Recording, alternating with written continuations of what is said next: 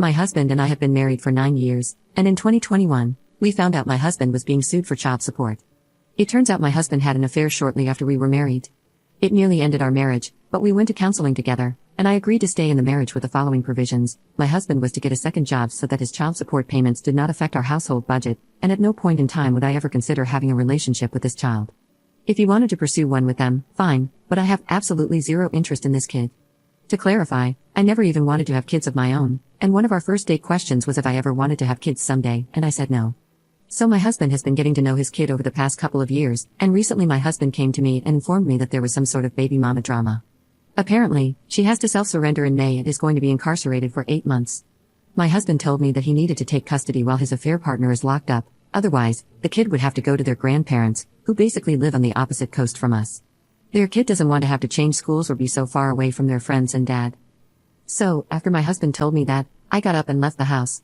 I went to the grocery store on the corner, grabbed a copy of our area's apartment guide, went back home, and handed it to him. He asked if I was serious, and I told him I still felt the same way as I did 3 years ago. He said he didn't think that was fair, considering the extenuating circumstances.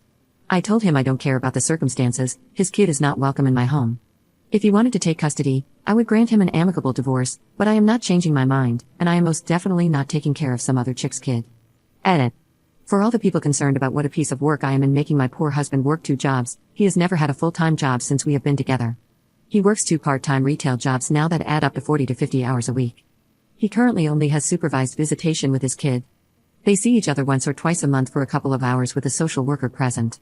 And for those who seem to think that I need to be the one to file for divorce, no, I will not. I am not the one who created this situation. If my husband wants to pursue custody, I have told him I will not fight it. I will grant him an amicable divorce and let him be on his way. However, I am not going to waste my own time, energy, and money to do so. He is responsible for getting his own ducks in a row for the situation he created. That includes being the one to go through the headache of filing. Commenter.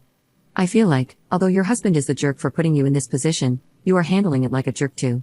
If you felt this strongly, you should have divorced him. Do you expect your husband to go to everything alone? Graduations, weddings, holidays? I feel bad for the kid. Ops response. Yep, graduations, weddings, holidays, and everything else. I told him I would not be a part of the kid's life. If he wanted to stay married to me, he would have to accept that. Otherwise, we would pursue divorce. He begged me not to divorce and said he wanted to fix our relationship. You feel bad for the kid? Well, yeah, the kid got dealt a crappy freaking hand, but not my kid, not my responsibility. Up in the comments. My husband has untreated and fairly severe attention deficit issues, not the occasional forgetfulness and having trouble focusing kind, but the kind that comes with emotional dysregulation, impulsivity, addiction, hyperfixation to the point of self-neglect, etc. If he were a custodial parent, that kid would be sitting alone at school for hours because he lost track of time. And when those teenage hormonal outbursts from the kid hit, he is the kind of person who would stoop to their level and make it an all-out screaming match, which I've seen him do with his nephews. He's super fun, has great energy, and makes me smile every day. No, he is not full partner material, but I realize that I don't need that in order to be fulfilled in a relationship. The affair and my boundaries about his affair child aside, we actually do really love each other. Update 1. After posting, my husband and I continue to discuss the situation. I held firm and reiterated that I will not live with a child, and if my husband wants to pursue this, he will have to find other housing. We discussed divorce, we discussed temporarily separating, we discussed a lot. We sat down and had a pretty big financial talk, as he is usually not involved in our financial planning. I showed him the numbers he realistically had to work with.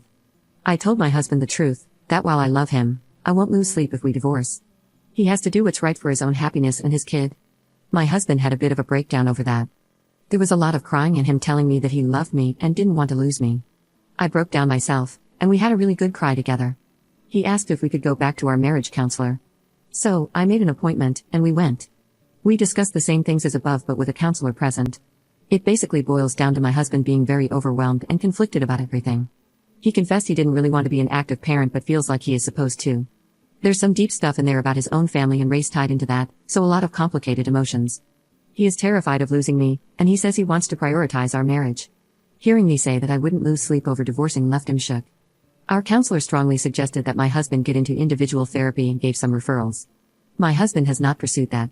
It did become pretty obvious to my husband that he was not in a place mentally or financially where he could take full custody. So, the kid is now in Virginia with the maternal grandparents. My husband was actually going to visit the kid for their birthday this weekend. I gifted my husband some of my airline miles to buy his plane ticket.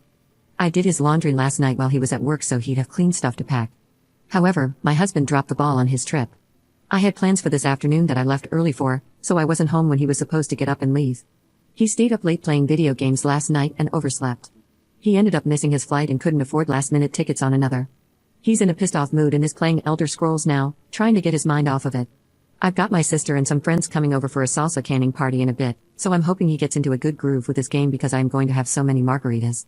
Commenter. He's terrified of losing you but won't do anything to better his own mental state and somehow make sense of this situation by going to individual therapy? He intentionally sabotages his own trip to see his kid after you literally gave him everything to make it happen, and now he's playing games and not contributing to preparing for a dinner party?